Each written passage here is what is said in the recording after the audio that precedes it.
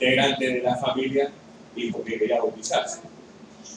Y eso hace de que uno se ponga contento, con gozo en el corazón.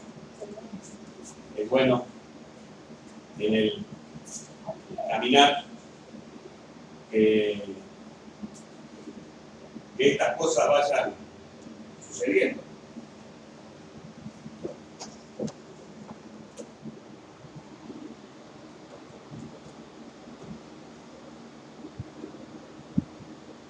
Hoy no hay mucho problema para direccionar el aire. O sea, va bien ahí que la ventana abierta, Andrea, así que la ventila bien por ese lado. Gloria a Dios. Vamos a abrir las Biblias en Juan 8. Juan capítulo 8, y vamos a leer los versículos 31 y 32.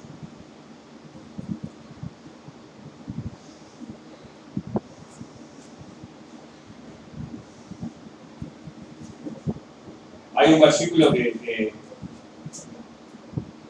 yo pienso que más o menos todos lo conocen de memoria, que es el 32.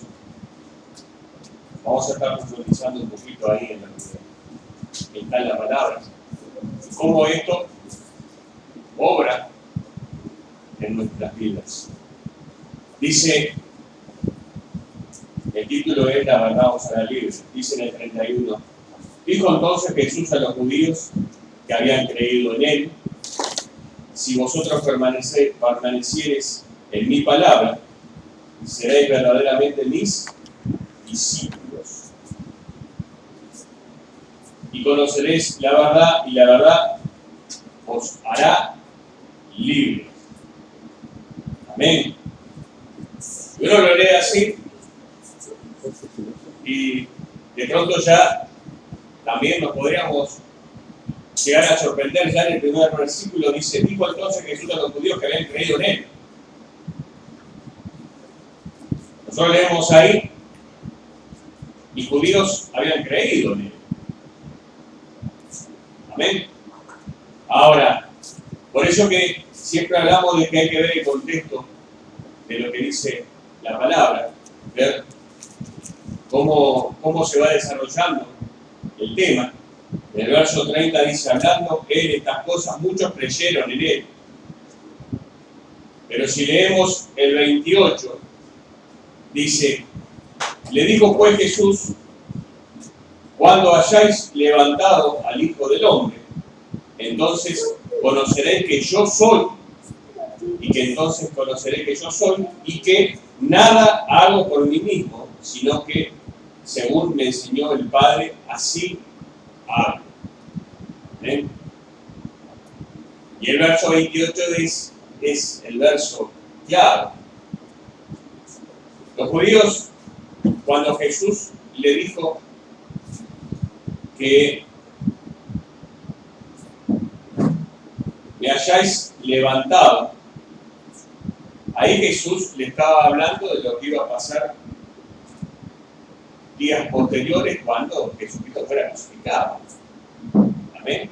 Pero los judíos, ellos esperaban la llegada del Mesías. Eso lo hemos visto muchas veces. Ellos esperaban aquel general, aquel líder que los iba a libertar de la opresión de los enemigos. Amén. Y ustedes van a hacer una composición del lugar. Imagínense Jesús hablando a un montón de judíos, diciéndoles esas palabras y diciéndoles: cuando hayas levantado al Hijo del Hombre.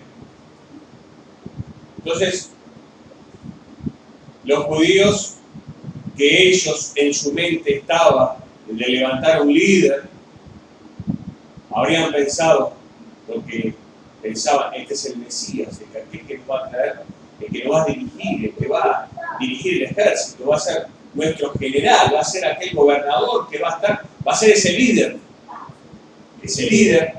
que el pueblo estaba esperando. Y confiaron en la palabra que le decía Jesús. Creyeron, porque dijeron: bueno, sí, cuando levantemos al Hijo del Hombre. entonces conoceré que yo soy y que nada hago por mí mismo, sino que según me enseñó el Padre, así hablo.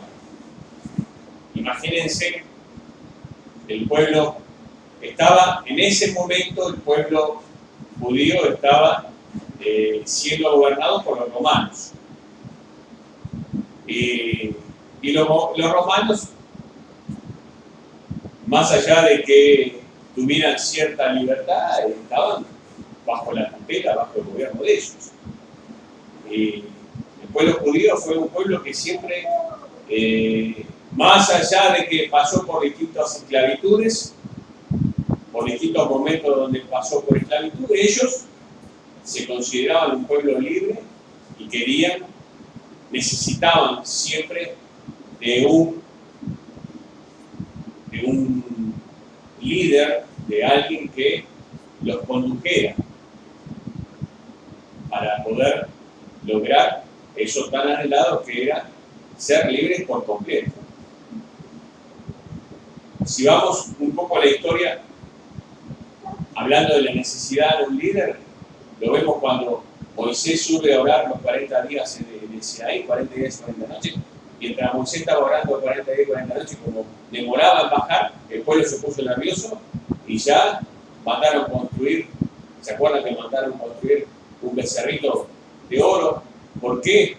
Porque pensaban que, bueno, ese becerro los iba a dar el poder, los iba a mostrar, qué es lo que tenían que hacer. Porque ellos siempre tuvieron necesidad de que alguien estuviera guiándolos. Siempre, en todo momento. No fue un pueblo independiente, más allá de que sabemos de que todos los pueblos necesitan alguien que los dirija, para que más o menos se hagan todas las cosas correctamente. Pero el pueblo judío era un pueblo que, más allá de los reyes que hubiera, o más allá de lo que tuvieran en ese momento en eminencia, ellos necesitaban una persona fuerte que los defendiera, fuerte que los guiara a saber que batallar, fuerte que estuviera constantemente dándole recomendaciones de cómo seguir adelante.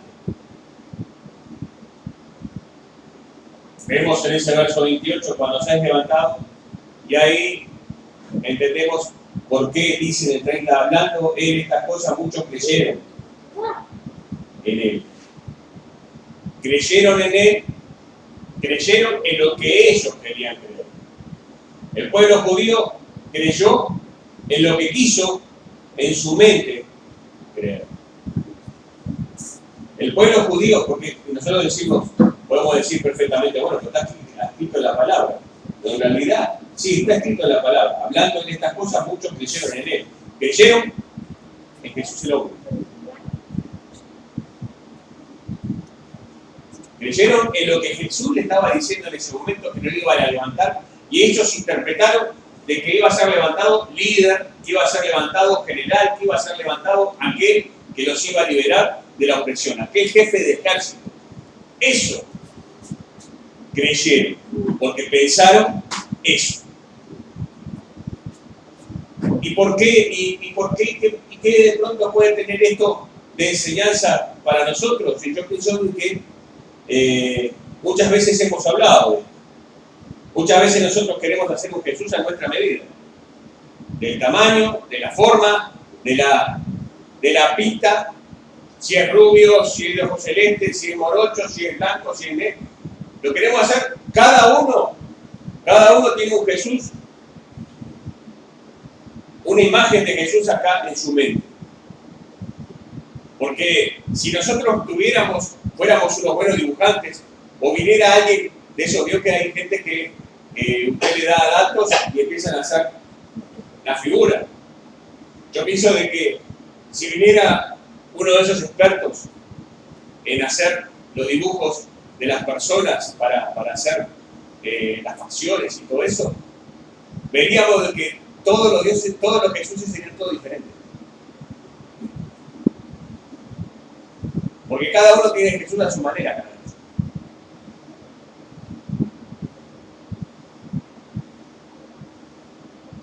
Y usted me puede decir, bueno, pero si en realidad Jesús era el Hijo de Dios, ¿por qué ya en ese tiempo ya no había creado la máquina de fotos? ¿Por qué ya en ese tiempo no había creado el Facebook? ¿Por qué en ese tiempo? Porque era el Hijo de Dios. Y lo mejor que nos puede pasar a nosotros es creer en lo que está aquí en la palabra. Creer en sus enseñanzas. Y no tener un cuadrito de Jesús, una foto de Jesús en nuestro cuarto para estar adorándolo. Porque nosotros tenemos que adorar al que vive y reina, tenemos que adorar a Jesús, y no tenemos que adorar la foto esa, no tenemos que adorar la imagen. Bastante, y esto se lo digo en serio, bastante es que nosotros nos hacemos una imagen de Jesús, y esa imagen de Jesús, más allá de que está en lo más interno de nuestro cerebro, nosotros también le adoramos muchas veces.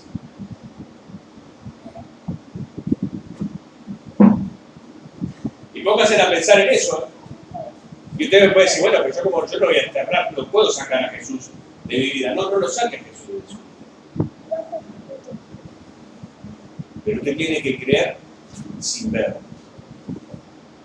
La fe es creer en lo que no se ve. ¿Por qué? Porque cuando nosotros vayamos a la presencia de Dios, ahí ya no vamos a necesitar más fe, ya no vamos a estar viendo. Ahí va a ser por vista. ¿Ven? Nosotros tenemos que creer en lo que no vemos. Y bueno, en realidad no vamos a censurarlo porque ustedes tienen una imagen propia de Jesús. Lo único que le digo es que todas las imágenes son diferentes. Si hubiera 1 millón de personas acá, todo, bueno, coincidiría de pronto un par, pero nada de eso no coincide, porque todos lo tenemos en nuestra medida.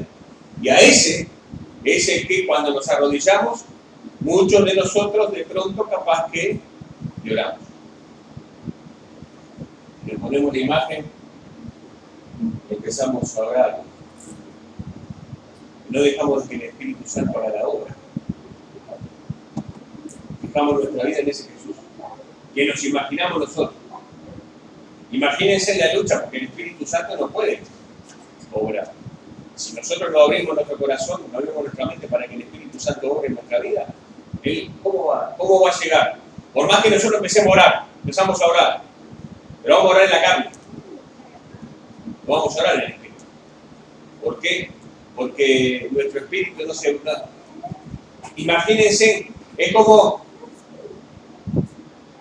No sé, pero... ¿No les pasa a veces, no les pasa a ustedes que están mirando una película y queda la imagen fija y ustedes sigue hablando la película? Porque se trancó la imagen, pero eso sigue hablando. Y eso ahí, en realidad, usted se está perdiendo todo lo que está pasando. Usted está mirando esa imagen, pero esa imagen que está mirando es solo una imagen de esa película, se está perdiendo todo el resto de la película. ¿Entienden lo que le quiero decir? Capaz que no es el ejemplo más claro para ustedes, pero a veces pasa eso, hermanos. Estos judíos aprobaron y creyeron lo que ellos querían aprobar y creer. Ellos creyeron de que Jesús era el Mesías. No creyeron porque no pasó por su mente. Porque Jesús no le dijo, ustedes me van a colgar y me van a crucificar. No, le dijo, me van a levantar. ¿me van a levantar? Me van a levantar. Y los judíos dijeron, sí, lo vamos a levantar. General, rey. ¿Ven? Gloria a Dios. Miren lo que dice en Hechos 5:30. Hechos 5:30. Dice, el Dios de nuestro Padre levantó a Jesús. El Dios de nuestro Padre levantó a Jesús. A quien vosotros matasteis colgándole de un madero.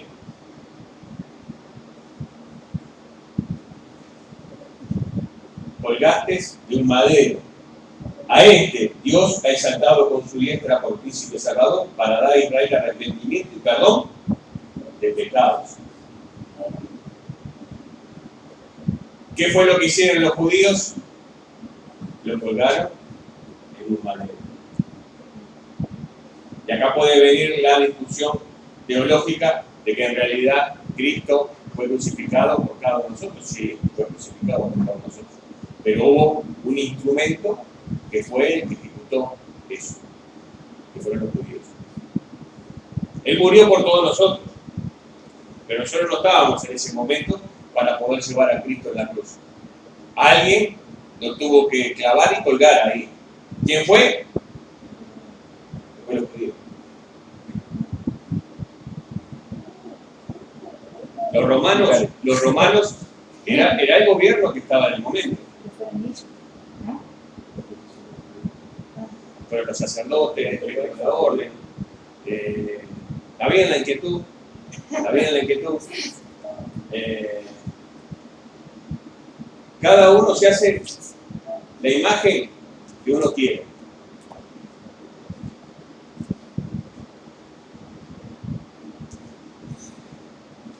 ¿Entendemos eso? A veces le echamos la culpa a los romanos, otras veces le echamos la culpa a los judíos. En realidad sabemos que murió por nosotros, pero el instrumento que usó el Señor para realizar la obra fue el pueblo judío. Amén. Y acá la palabra está clarísima. A este Dios que, exaltado con su diestra por príncipe, nos dice: el Dios de nuestro Padre levantó a Jesús, a quien vosotros mataste colgándole de un madero. Gloria a Dios. Cuando seguimos ahondando en la palabra, y el mismo ahí en Hechos, miren lo que dice en el verso 36-77, que es Gamaliel el que está hablando. Y Gamaliel lo va a decir en esos versículos, porque lo que yo le estoy diciendo de que esperaban un líder era lo que lo describe aquí Gamaliel. Dice: porque antes de estos días se levantó Teudas diciendo que era alguien, a este se unió un número como de 400 hombres, pero él fue muerto y todos los que obedecían fueron dispersados y reducidos a nada. Ya anteriormente a Jesús hubo quienes se quisieron levantar en líderes para hacer una revuelta, un movimiento revolucionario, lo que ustedes como quieran llamarlo, pero el pueblo judío como que estaba ávido de que se levantaran líderes para conducirlos. Y dice: después de en el verso 37 dice: se levantó Judas el Galileo en los días del censo y llevó en pos de sí a muchos pueblos. Pereció también él, y todos los que le obedecían fueron dispersados. Vale la aclaración de decir que Judas, este Judas que habla acá, no era el Judas del Iscariote, era el Judas de Galileo. Era un Judas que vivió en el momento del censo. ¿Cuándo fue el momento del censo? Cuando Jesús nació. Amén. Para que no nos hagamos la idea en nuestra mente de que era Judas el Iscariote que había organizado todo eso y que había... Amén. Gloria a Dios. En conclusión, los judíos pretendían que Jesús se adaptara a sus expectativas mesiánicas. ¿Comprendemos eso? Los judíos lo que pretendían de Jesús no era que ellos escucharan y vieran lo que les decía la palabra e interpretaran correctamente lo que estaba diciendo, sino que lo que pretendían ellos era al revés. Ellos pretendían de que Jesús se adaptara a sus expectativas, que Jesús fuera ese líder. Amén. Y pasa eso, hermanos, pasa de que muchas veces nosotros empezamos a aprender de la palabra y queremos manejar la palabra a nuestro criterio y entender. Pasa de que queremos hablar de las cosas que están aquí escritas por nuestra humanidad y no esperamos o no dejamos de que Dios nos hable y nos muestre qué es lo que está aquí escrito. No esperamos ni dejamos de que Jesús nos revele lo que hay en la palabra. Y empezamos a obrar de pronto como los profesores de literatura. De eso ya lo hemos hablado muchas veces. El profesor de literatura agarra un texto, estudia el autor, se fija en qué año fue hecho, y ahí empieza a hacer una descripción de lo que él entiende que quiso decir el autor.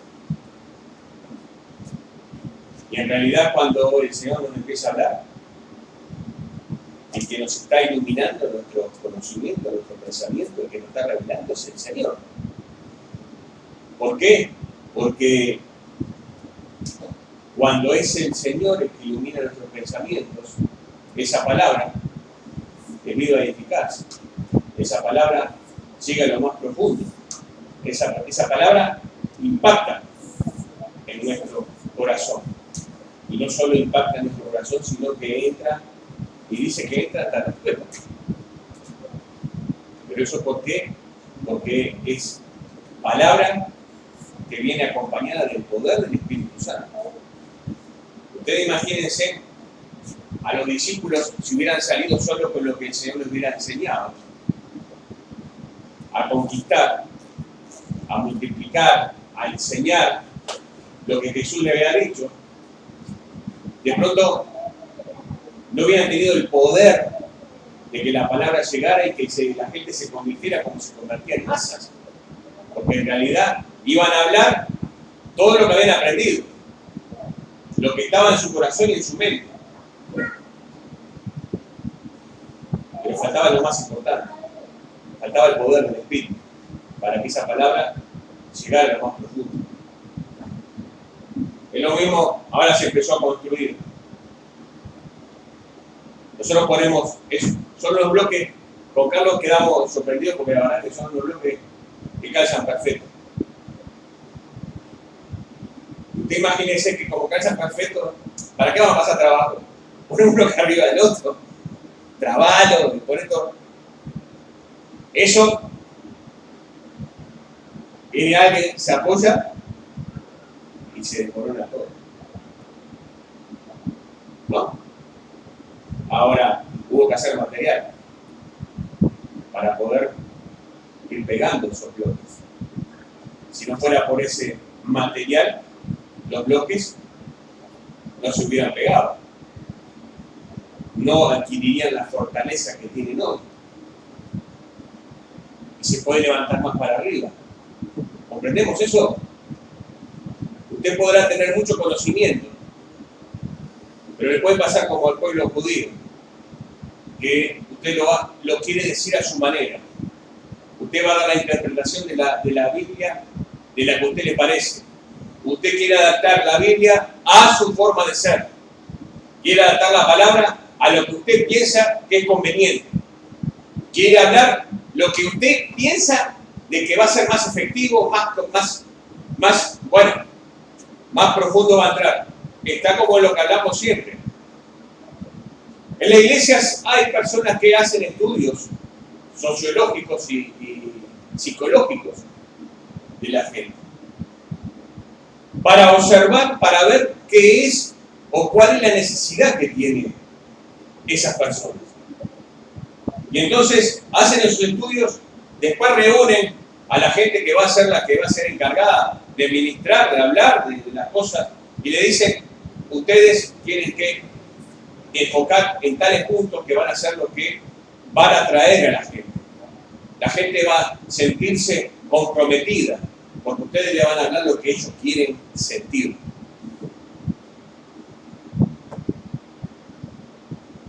Y de pronto, en realidad, el Señor está queriendo acá, en forma personal a los judíos, les está hablando de que son pecadores y que los quiere liberar de la esclavitud esa. Si ustedes ven versículos más adelante, van a ver ahí en el capítulo 8, Miren que les voy a leer la continuación para que entiendan lo que les estoy diciendo. En el verso 33 dice, le respondieron, linaje de Abraham somos, jamás hemos sido esclavos de nadie. Como dices tú, seréis libres. Y ahí, hermanos, no pueden decir que nunca fueron esclavos porque pasaron bajo la esclavitud. Cuando no fue la esclavitud en Israel, en Egipto, fue la esclavitud babilónica, ellos estaban en ese momento viviendo bajo el dominio de los romanos.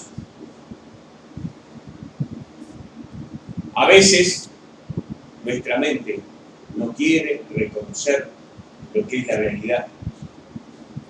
Ellos dijeron que nunca habían sido esclavos cuando en realidad vivieron toda su vida en esclavos.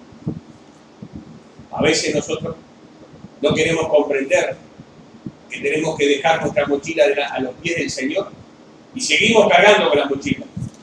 Le damos, me pedí la mochila, tomá, saca 2, 3 buzos, un par de zapatos, un pantalón y sigue cargando con la mochila. Cuando el Señor le dice, traigan todos mis pies. Y eso pasa mucho. Hay cosas que no largamos, hay cosas que no dejamos, hay rencores que venimos guardando, hay cosas que arrastramos que impiden de que la obra del Señor sea la correcta en nuestra vida. Ahí en ese momento tenemos un Dios a nuestra medida, que en realidad queremos tener un Dios a nuestra medida. ¿Ven? Y no es así. Nosotros tenemos que ser obedientes al Señor. Y si el Señor nos pregunta y nos dice, yo le quiero sacar de su esclavitud, bueno, gloria a Dios. Tú conoces nuestra vida. Llévanos a buen puerto. Igual el Señor les aclaró. Dice en el 34, dice, Jesús le respondió, de cierto os digo que todo aquel que hace pecado, esclavo del pecado. Y el esclavo que queda en la casa, el esclavo no queda en la casa para siempre. El Hijo sí queda para siempre. Así que si el Hijo os libertare, seréis verdaderamente libres. Sé que sois descendientes de Abraham, pero procuráis matarme, porque mi palabra no haya cabida en vosotros. Yo hablo lo que he visto cerca del Padre, y vosotros hacéis lo que habéis oído cerca de vuestro Padre. Son versículos muy profundos. Son versículos en donde Jesús les aclara, más allá de que sabe que están mintiendo, que no están reconociendo de que ellos vivieron en esclavitud, le está diciendo igual, esa esclavitud no es la que yo estoy haciendo referencia. Yo estoy haciendo referencia a la esclavitud que viene a través del pecado. Amén. Esa esclavitud que ustedes de pronto no notan. Esa esclavitud que cada uno de nosotros de pronto no lo notamos tampoco, que vivimos ahí. Ahora, Cristo vino a hacer la obra en cada uno de nosotros también. Cristo vino a libertarnos de esa esclavitud. Cristo vino a que nosotros, hermanos, entendiéramos y comprendiéramos de que la única posibilidad de ser totalmente libres es que Cristo viva en nosotros. Que tengamos fe de lo que dice la palabra, que comprendamos que la única forma de poder llegar a la presencia del Señor es por lo que está aquí en la palabra. Tenemos que poner fe en lo que Dios ha revelado de sí mismo a través de la palabra y no de aquello que surge de nuestra propia mente, de nuestra propia inteligencia. El Señor hace una parábola sobre el sembrador y habla de distintos tipos de tierra donde cae la semilla. Y hermanos, la semilla que va a germinar, la semilla que va a dar fruto, va a ser la que caiga en buena tierra. Amén. Eso lo pueden leer después en Lucas 8:15.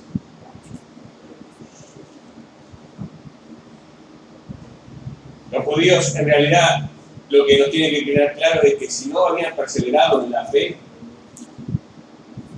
no era, podemos pensar, bueno, lo que pasa es que está, en 2 versículos perdieron la fe.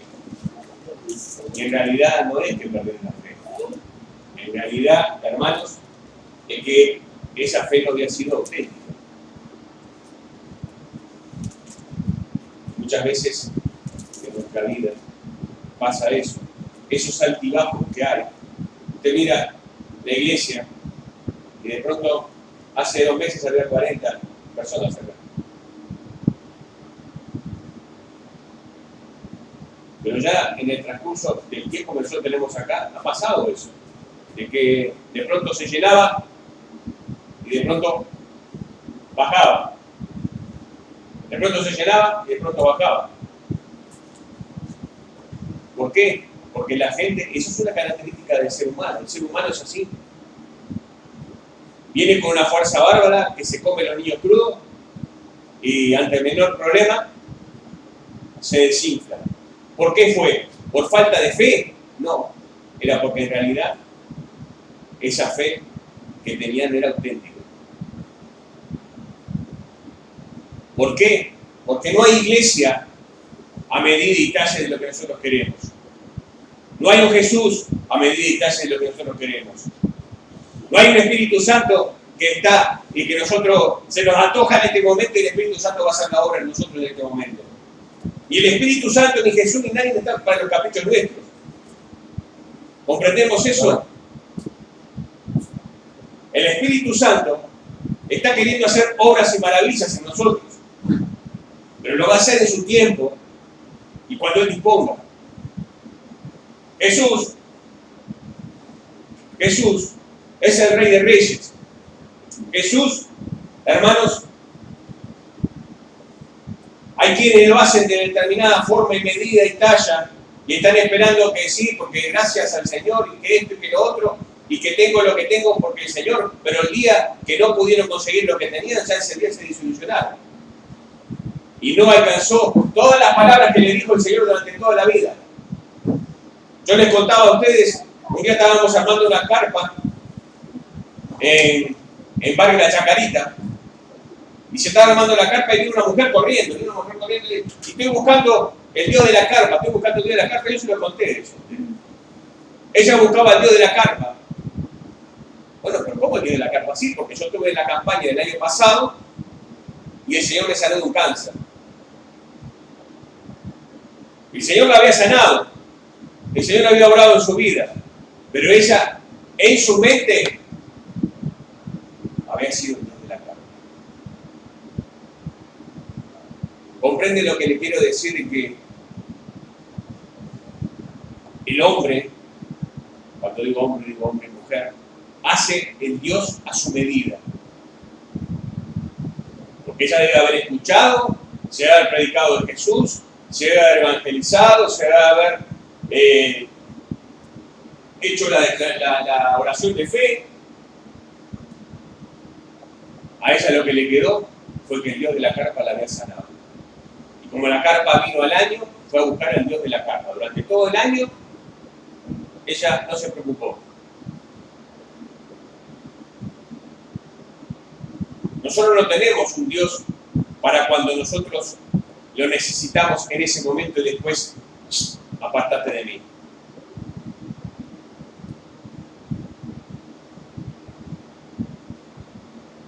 Nosotros tenemos, cada cosa que nosotros hacemos en nuestra vida, tenemos que pensar lo que hubiera hecho Jesús en ese momento.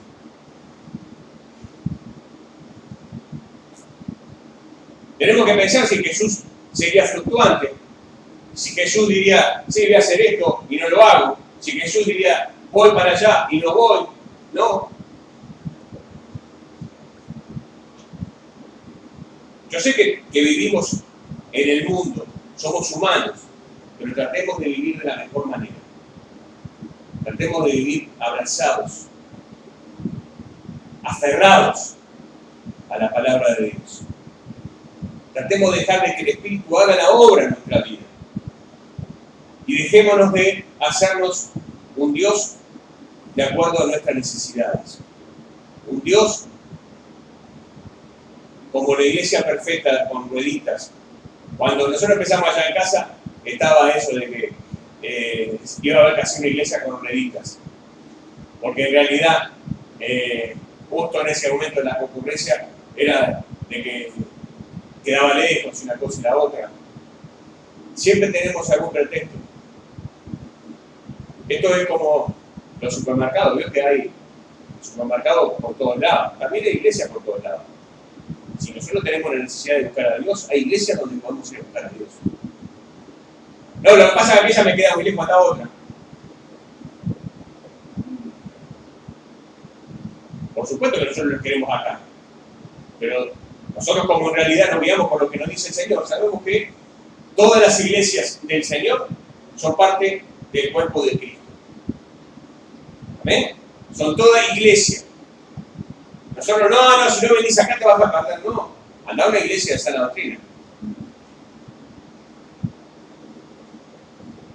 La hermana Zulma y Silvia, como es lógico, ya viven lejos y ya están yendo a otra iglesia que queda más cerca. Gloria a Dios. Siguen buscando. Amén. Y nosotros tenemos que querer tener más esa comunión con el Señor. En el verso 31, para terminar, dice: si vosotros permanecéis en mi palabra, seréis verdaderamente mi discípulos. Si te aferrás a la palabra, seréis verdaderamente mi discípulos. Quiere decir que en realidad hay discípulos que no son verdaderamente del Señor. Se pone en el título de discípulos. Por eso hay que examinar la palabra. Si no, diría, seréis discípulos. Pero acá dice, seréis verdaderamente. Si dice verdaderamente, quiere decir que hay quienes no son verdaderamente. Amén. Tenemos que vivir una vida acorde a lo que el Señor proclama. Tenemos que tratar de hacer lo que el Señor nos enseña en su palabra. Tenemos que cumplir con lo que está escrito. Tenemos que ser seguidores de Cristo. Amén. Vamos a ponernos de pie.